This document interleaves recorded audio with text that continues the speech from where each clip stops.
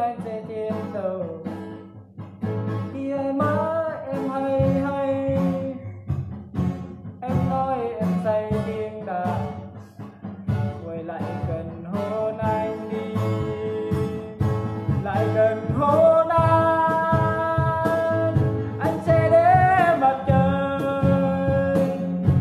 lại gần hôn hay em để anh chơi vơi, giờ còn đôi ta, kia là núi đây là nhà,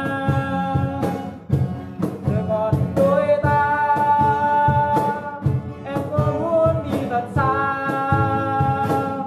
ta chỉ sống một lần trên đời, suy nghĩ lắm thì em ơi, bao yêu thương trên đời là gì, một người trên đôi môi, lại gần hôn anh sẽ đến mặt trời, lại gần hôn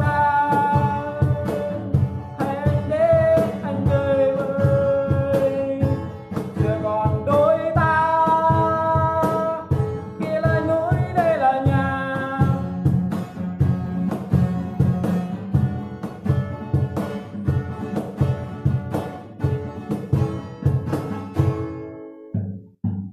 Khi đôi môi em còn đỏ mỏng,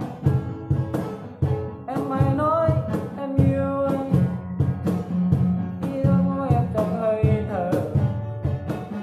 lại gần hôn anh đi, khi con tim con trên đầu, khi ai má em hay hay,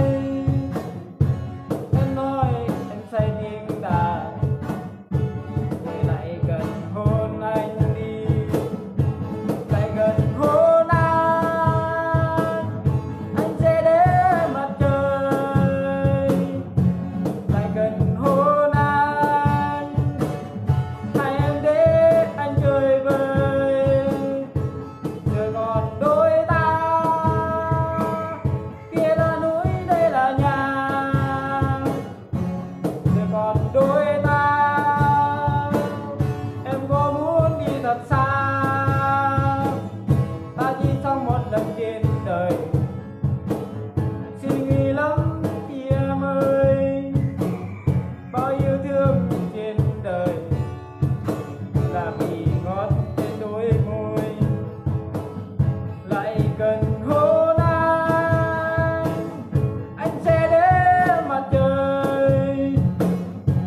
lại gần hôn em sẽ anh chơi vơi, giờ còn đôi ta, kia là núi đây là nhà, giờ còn đôi ta, em có muốn đi thật xa, khi đôi môi em còn đỏ mỏng, khi anh nói anh yêu em, khi anh ta còn say giấc ngủ, lại gần hôn anh đi. Thầy tôi một tiếng ông ba đã đến trước mình, đây là